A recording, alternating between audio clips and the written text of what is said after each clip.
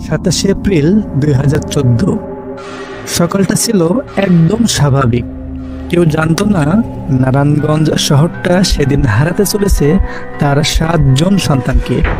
একদম চুপচাপ, একেবারে ঠান্ডা মাথায়। সকাল 11টা। সিটি কর্পোরেশনের panel mayor Nazrul Islam office থেকে বেরিয়ে যাচ্ছেন। তার সঙ্গে আরও 6 জন। কেউ তার ড্রাইভার, কেউ ব্যক্তিগত সহকারী, কেউ আইনজীবী। কিন্তু কিছুক্ষণ পর সবাই গায়েব। না কোনো ফোন, না কোনো কথা, শুধু নিখোঁজ একে একে 7 জন মানুষ। 3 দিন পর শীতলক্ষ্যা নদীর পানিতে ভেসে ওঠে প্রথম মরদেহ। তারপর একে একে 7 জনের লাশ, সবগুলোতেই হাত পা বাঁধা, চোখে মুখে আতঙ্কের ছাপ স্পষ্ট। দেশ জুড়ে তোলপাড়। মিডিয়া, রাজনীতি, জনগণ সবার একই প্রশ্ন, কে করলো এই ভয়াবহ হত্যা? যা কেউ ভাবতেও পারেনি তদন্তে উঠে এলো সেটাই। র্যাব 11, দেশের এলিট ফোর্স, তারাই নাকি জড়িত এই খুনে। নূর হোসেন স্থানীয় এক প্রভাবশালী আওয়ামী লীগ নেতা। তিনি নজরুল ইসলামের রাজনৈতিক প্রতিপক্ষ। তিনি র্যাব কর্মকর্তাদের দিয়েছিলেন কোটি টাকার ঘুষ। টার্গেট ছিল নজরুল ইসলামকে সরিয়ে দেওয়া স্থায়ীভাবে। র্যাব অফিসার তারেক সাইদ, আরিফ হোসেন ও আরও অনেকে সরকারি পোশাক পরে করেছিল গ্যাংস্টারদের কাজ। 2017 সালের জানুয়ারি মাস। আদালতে দাঁড়িয়ে 26 জন অপরাধী। রায়ে ঘোষণা হয় 26 জনের মৃত্যুদণ্ড ও 9 জনের বিভিন্ন মেয়াদে কারাদণ্ড।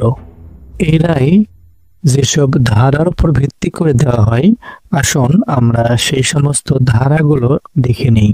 দণ্ডবিধি 1860, ধারা 302। এই ধারায় কাউকে ইচ্ছাকৃতভাবে খুন করার অপরাধে শাস্তি দেওয়া হয়।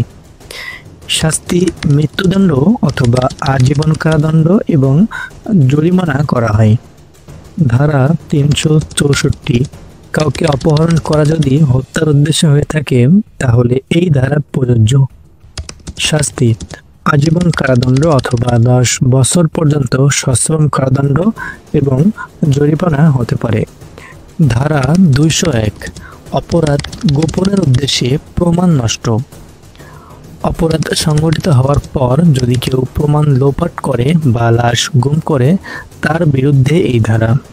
শাস্তি সর্বোচ্চ 7 বছর কারাদণ্ড এবং জরিমানা। উক্ত মামলায় র্যাব সদস্যরা অপহরণ ও খুন করে লাশ নদীতে ফেলে দিয়েছিল, যা ছিল প্রমাণ নষ্ট করার একটি বড় প্রচেষ্টা। ঘটনাটি তৎকালীন দেশের পরিস্থিতিতে এতটাই প্রভাব ফেলে যে সন্ত্রাস বিরোধী আইন 2009-এর ভিত্তিতেও এই মামলায় রায় প্রদান করা হয়। এই আইনের ধারা 6 এবং 12-তে বলা হয়েছে, রাষ্ট্রীয় নিরাপত্তা বা জনসাধারণের মধ্যে আতঙ্ক সৃষ্টি হয় এমন কাজ হলে তা সন্ত্রাসী কার্যক্রম হিসাবে বিবেচিত হয়।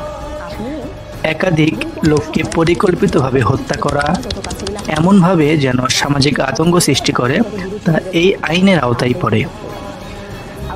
এই আইনের শাস্তি মৃত্যুদণ্ড, আজীবন কারাদণ্ড অথবা 20 বছর পর্যন্ত কারাদণ্ড হতে পারে। এই কেস শুধু 7টি প্রাণ নয়, বরং একটি রাষ্ট্রযন্ত্রের ভীতি কাঁপিয়ে দিয়েছিল। যে বাহিনী নিরাপত্তা দেবে তারাই যদি ভাড়াটি খুনি হয়ে যায় তাহলে নিরাপদ কে?